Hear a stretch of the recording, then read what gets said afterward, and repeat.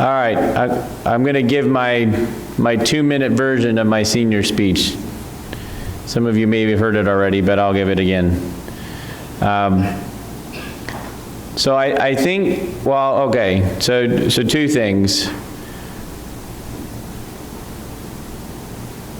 I'm 32 years old, and I cannot believe that it's been that many years since I graduated. So I know everybody says this, right? But I'm telling you as a 32-year-old, because you usually hear that from 70-year-olds or, your parents who, none of your parents are 70, I know that, but the bottom line is that the life goes quick. It really does. And that is not a bad thing. That's a fact of life. And as Christians, we understand that life is but a flash, but a vapor, the book of James says. And so my admonition to you, I don't say that, and I'm not like standing here wistfully saying, oh gosh, I wish I could have made the 15 or 16 years since I graduated somehow slow down or, something like that. More of my admonition to you right now as you're standing at this new juncture for your life. Somebody need me? Okay, good. My admonition is make the very most of where you're at. Hi, Ben. Hi, Josiah. You guys can come. You're actually in front, right there. You get the first class seats right there.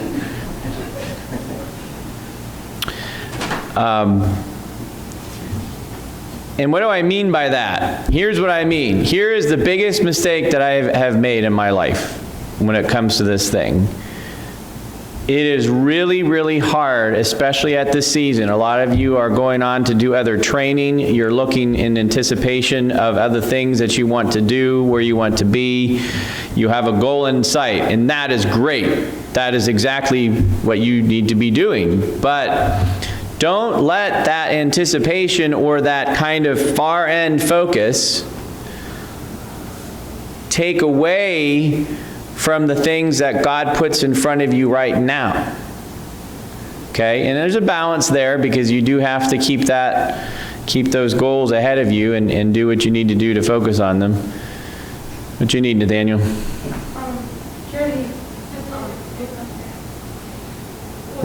What are you looking for?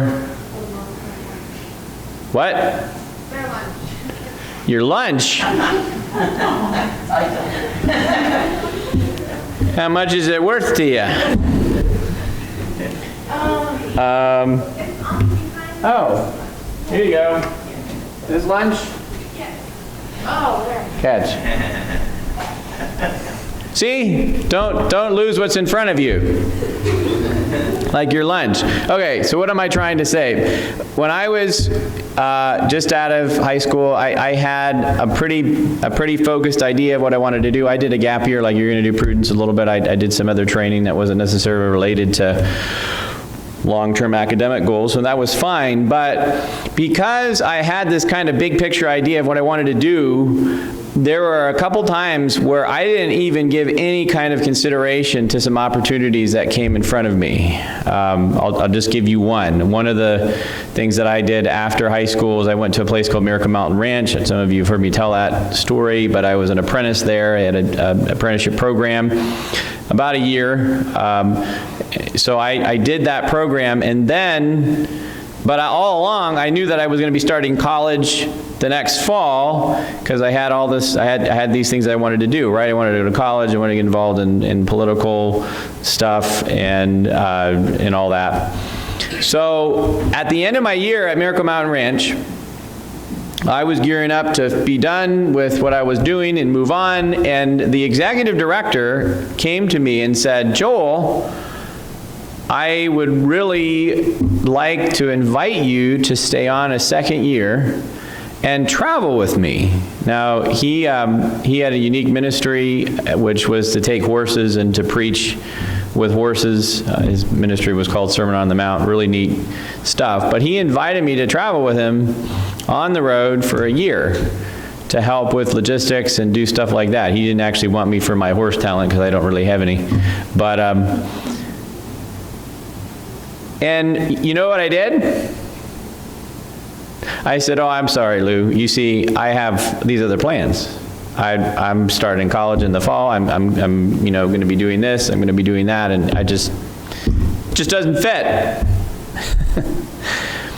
Now, I'm not saying that I, in the long run, should have necessarily taken that offer or not. But my point is, don't make the mistake that I made. I didn't even pray about it. I didn't even think about it. I was so focused on the particular thing that I had in mind that when God, I don't know if it was the Lord or not, but God potentially brought another opportunity into my path. I just said, oh, no, sorry, that's just not in the game plan. So, young people, and I'm still a young person, we're all still young, really. The Bible says over and over, he who has ears, let him hear. Don't ever stop listening to the Lord. And don't ever don't be so focused on whatever it is that you're doing, trying to climb the ladder or get ahead to the next whatever, or, you can be so consumed in all those different things that you miss the opportunities that God puts in your path because in your estimation, it just doesn't work. It just doesn't fit.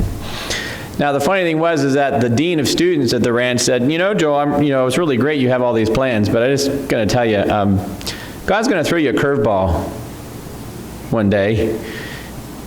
Just be ready for it.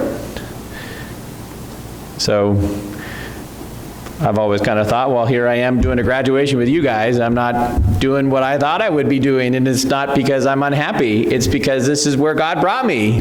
Part of the curveball for me is I wound up far more in education than I did in law or politics. And I'm delighted to be here, being able to talk with you all. So God will direct your steps if you let him. And God will direct your steps even when you don't let him.